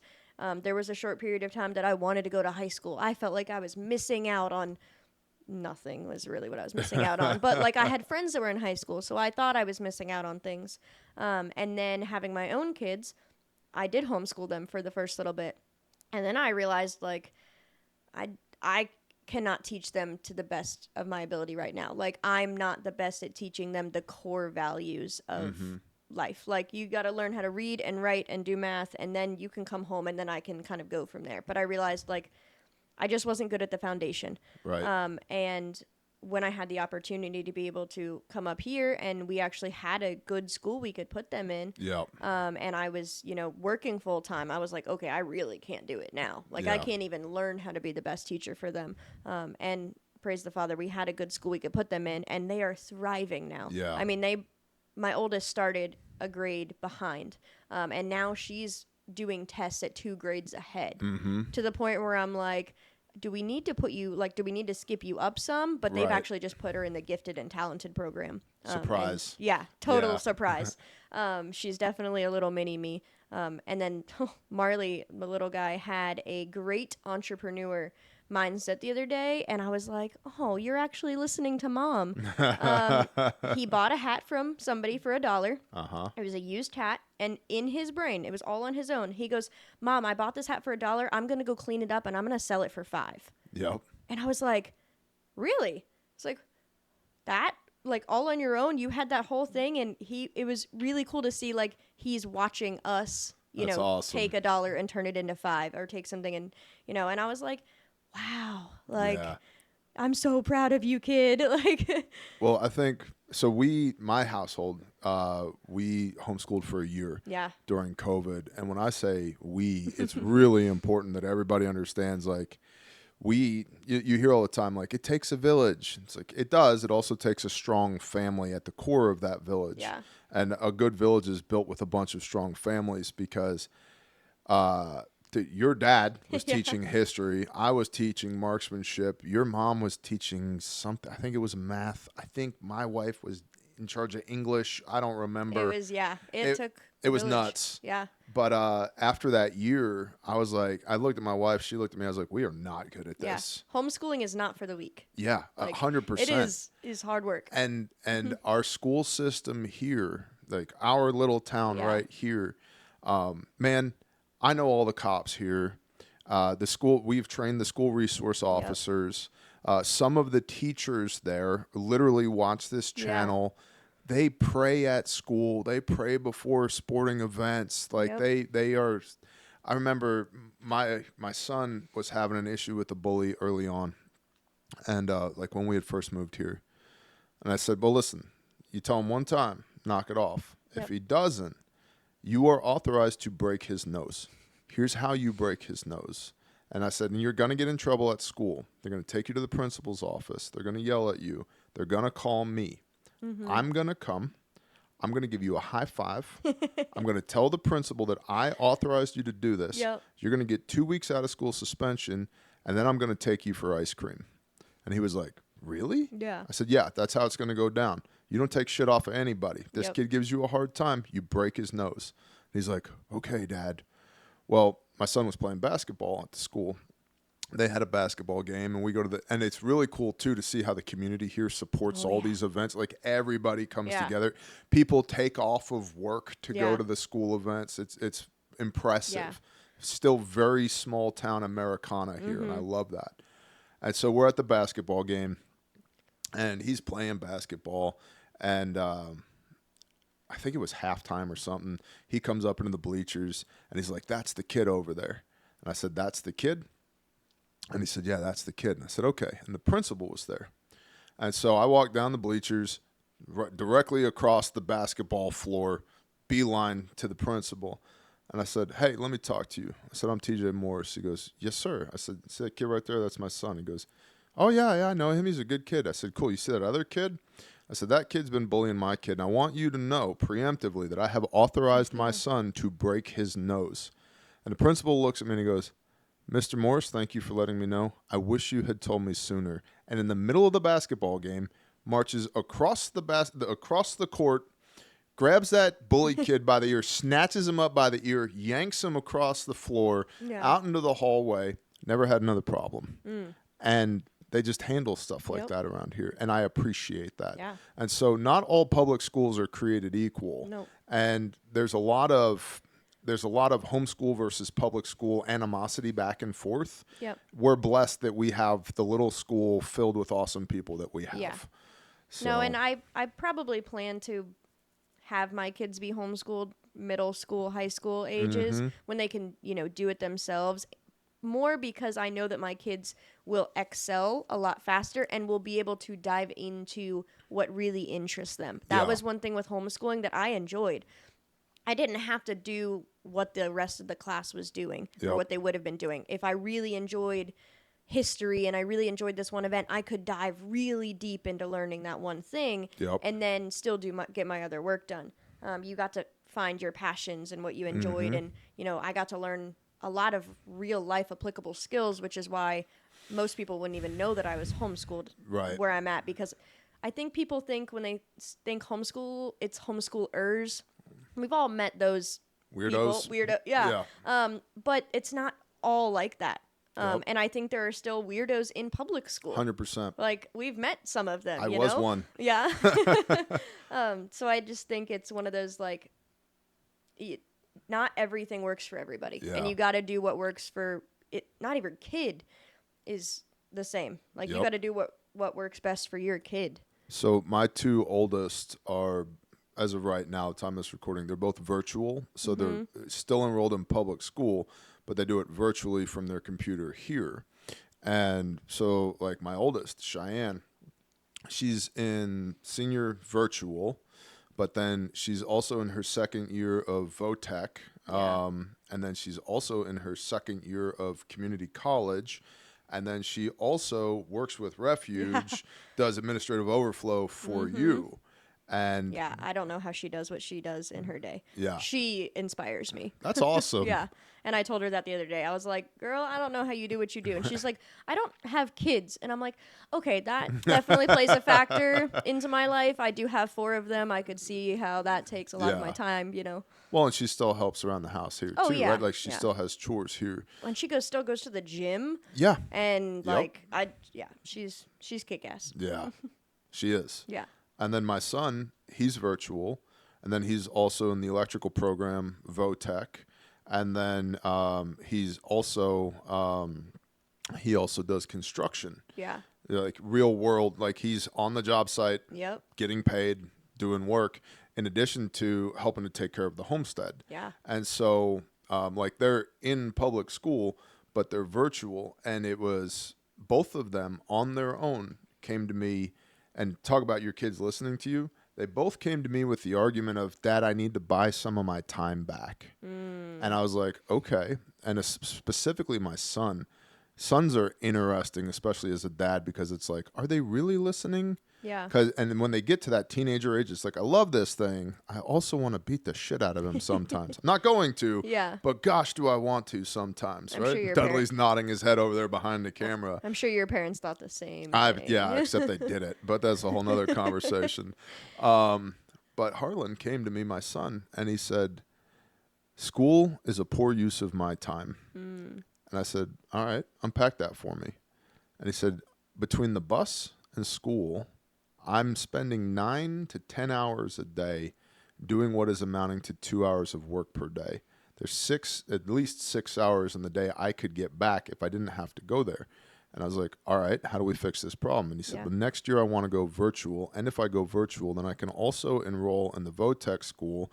I'll be there 4 hours a day. I'll do my school in the evening, 2 hours each evening virtual. And then that still leaves me 5-6 hours a day that I can be working. Yeah. And I was like, bet, do it. And then I was like, well, how are you going to get back and forth to VOTEC? He said, well, I'm going to need a truck. I said, just so happen I have a truck. Yeah. You can't have it, but here's the price for the truck. You earn this much money. I will sell you. This truck has been the horror of Tribe, by the way. It's been everywhere. Everybody has used this truck, which is great. And I got the truck because I had a mentor in Texas who was like, he said, hey, I need to sneak a 1-acre pond in. Well, that's an interesting phrase. Yeah.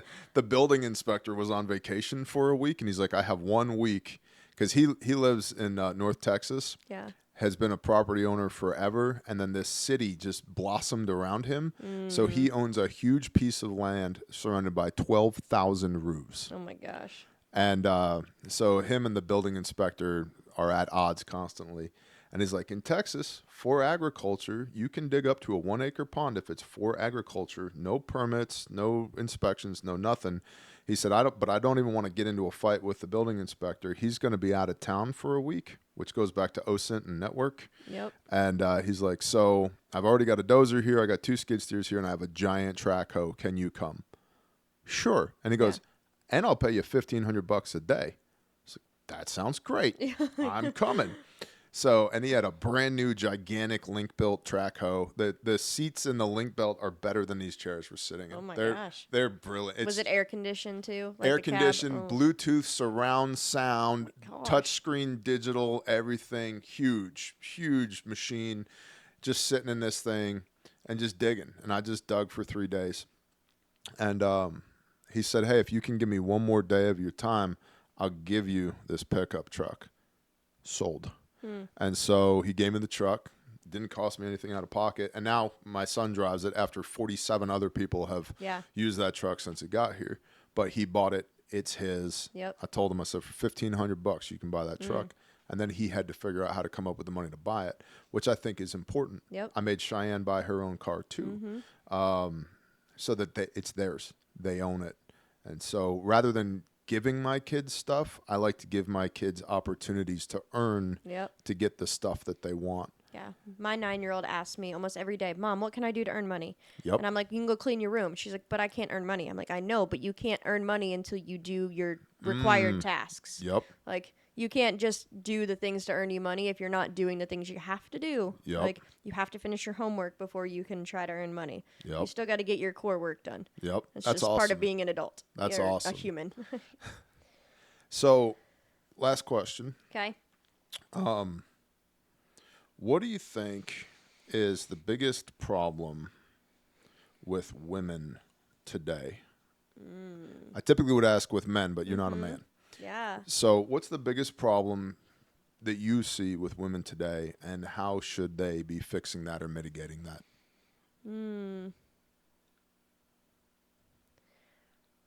I think there is still a lot of animosity and a lot of like competitiveness when it comes to women that I think tears us apart that we don't need to have.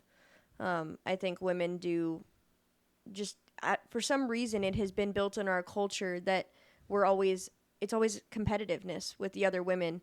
And I don't think that's needed. I think we would actually be better if we were like it was back in the day where it was a community of people. Like the women relied on the older generation and the younger generation, and they all worked together. They all had different strengths and different weaknesses, and if somebody got sick, somebody else was able to step in because they already know, like, and trusted somebody. And I think, and I do think it's getting better over the years, and maybe it's just because I'm getting older, and the older you get, you don't really care to compete. Like, you might be my friend and they might not be my friend, and that's okay. Like, not everyone is everyone's cup of tea. And I think you also get to a point in life that you really don't care if somebody doesn't like you. Yep. Okay, you don't like my shoes. I like my shoes. Like, that doesn't, but I think women just do a lot of competing that's not needed. And I think it does play into the whole, like, when we try to find our spouse, I think that plays a lot into the competitiveness. You want somebody that you can't have, somebody else has them. Like, people do that a lot in the younger years.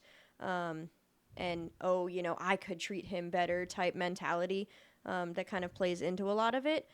But I just think we could be so much better as women if we just did things together better. And if we just supported and loved each other and just understood that we all face the same problems. Like, we're all women.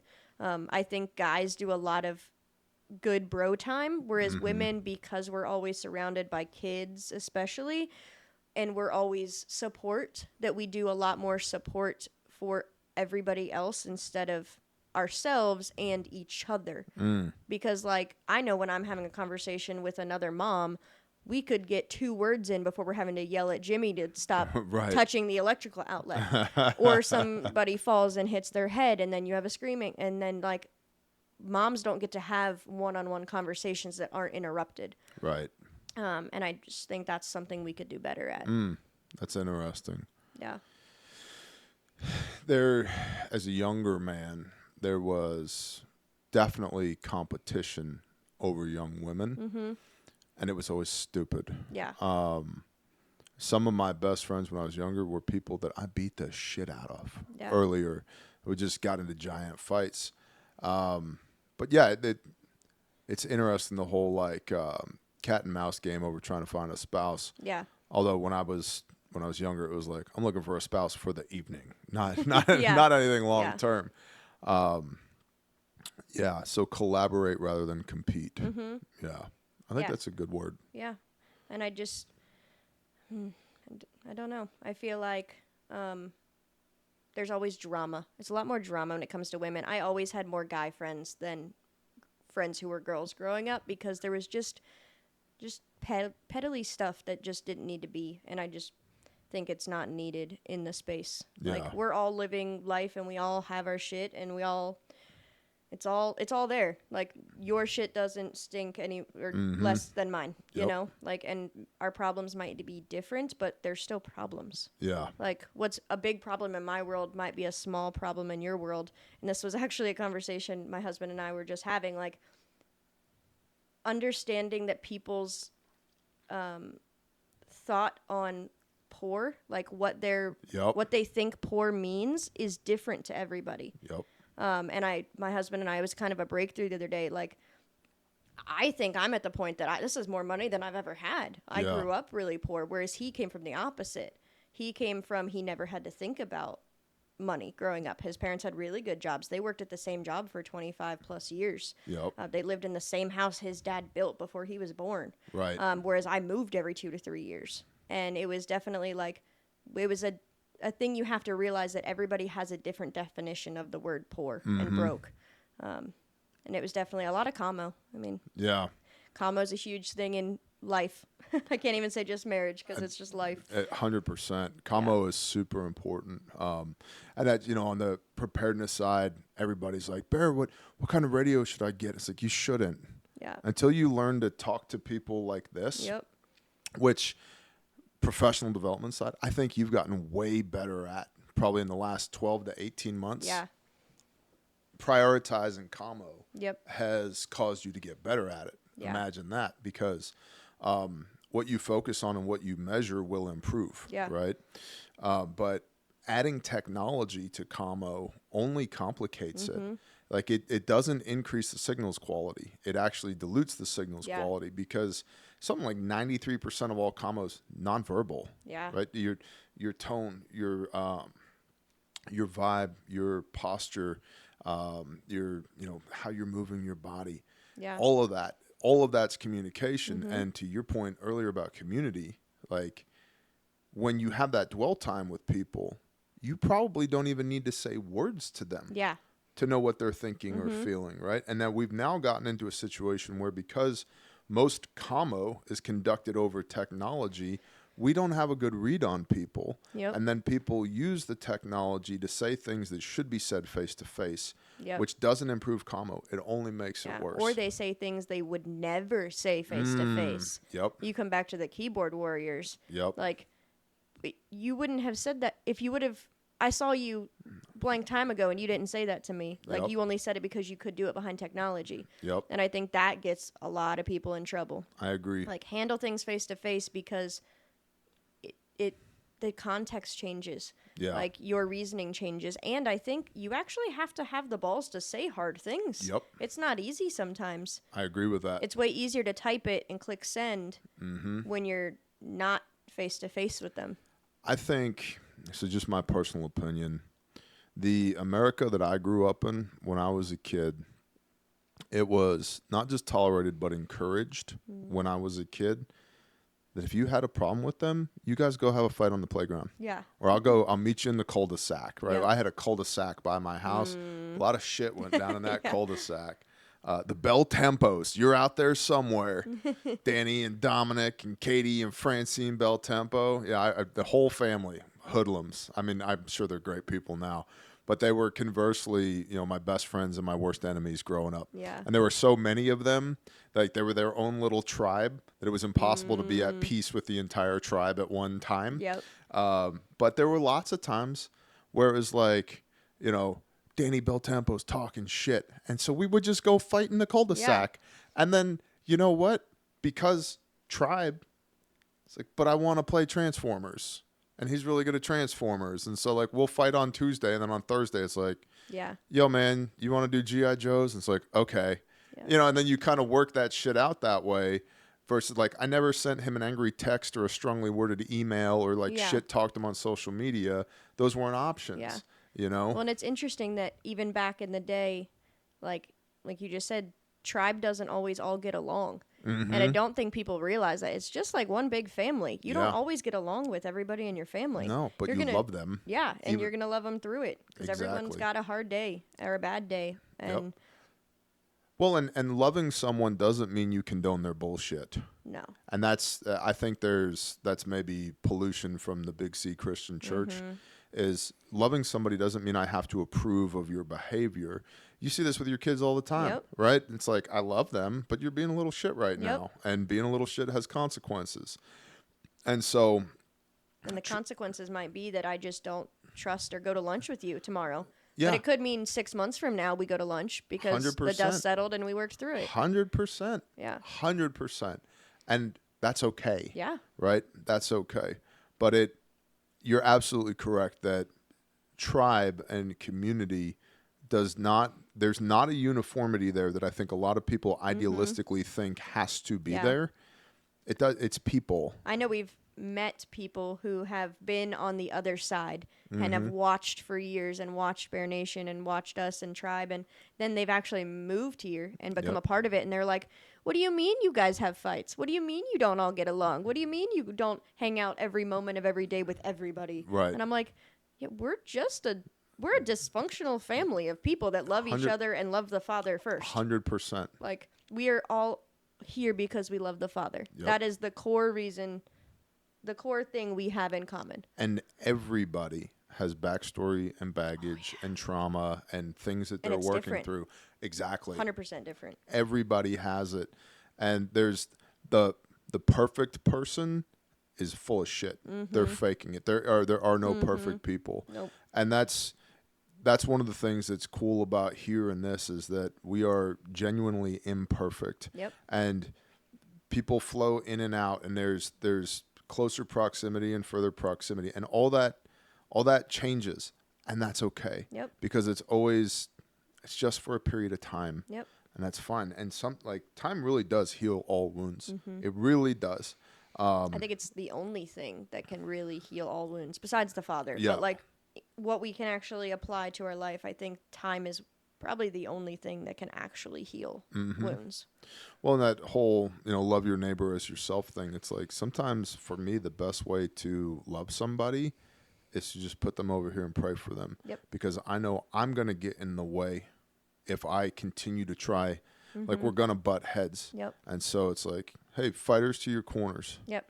And I think it comes back to Kamo. I love you right now. I just don't condone what you're doing, and I'm going to Yep. choose to put you over here, and I'm going to pray for you, and if you need me, Yep. I'm going to be here, but until dust settles and we can both heal and we can both be civil adults in the same room, it's okay if we don't Yep. go to lunch together, Yeah. even though we went to lunch for the last 5 months. Yeah. And that doesn't make you a bitch. No. It just is. No, but I think you have to have the commo, because I think if it comes back to you literally just ignore somebody Uh-huh. and you there was a problem and I'm just going to ignore it and expect it to heal with time, it's never going to heal I that agree. way. I agree. Where can people find you, Britannica? I'm on all the socials, Brittany Baker or Liberty Mama on Instagram, and then Brittany Baker on Facebook. And if they call the store, Oh, yeah. they'll probably Yes. get you on the phone. If they call the store or hit the live chat or email admin@Refuge Medical, it is me on the other side. And she is married. I've seen some of these emails Oh, that have come gosh. in. Hey, you're really cute. If you ever want to get a drink in Ohio, I saw that email. Yeah. Yeah. Yeah. Yes, I am happily married with 4 kids. Yeah. So She's my little sister, y'all. Don't make Yeah. me come to Ohio. there's a lot of people that'll show up there. Maybe it was one of those Haitians that's eating cats in Ohio. You're not into But that? he offered steak, not cats. Well, we don't know that. It could have been like, true. free candy in the van, Yeah.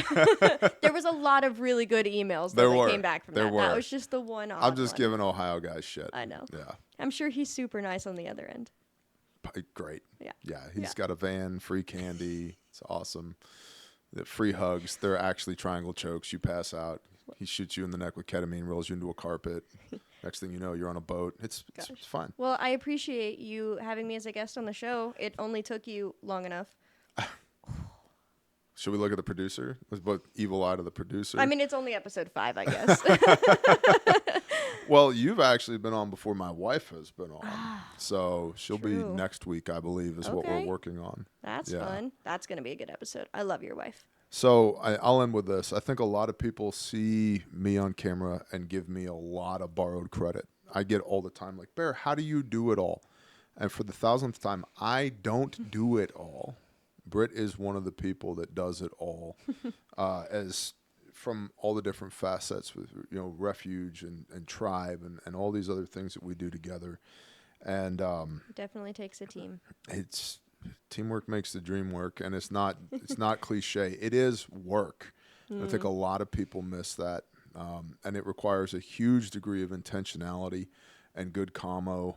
And a lot of people don't see all the awesome people that are on the other side of the camera typically. And so that's part of what I'm trying to do with this series of podcasts is highlight all the other awesome people that are involved in this, because even if they might see you on a piece of Refuge content, they don't really know who you are, right? Yeah. They don't really understand what the relationship looks like and the how and the why and all of that. Yep. And I get a lot of borrowed credit, and I want the credit to go where it's due. I'm not a genius. I'm not all powerful. I'm just some guy that figured out how to say words at an iPhone. The Father blessed it, and here we are. And there are a lot of amazing women in our organizations, and I don't think enough people understand that. Some of the most powerful positions inside of our hierarchies of what we do are amazing women. Yep. I mean, if I could think about the Grindstone Board, the Caleb House Board, Tribal Leadership, Refuge Medical, Bear Independent, there are some incredible women that are The backbone of what we do. quietly behind the scenes making shit happen. Yep. And you At all guys, times of the night or day. And 24/6. Yep. And 24/7 if there's an emergency. Yep. So, thank you, Britt. Well, thank I you. enjoyed this I conversation. did too. You guys be nice to her. She's not going to Ohio. She's not getting in your van. Brittany Baker, Refuge Medical Director of Operations. Shalom, y'all. Shalom.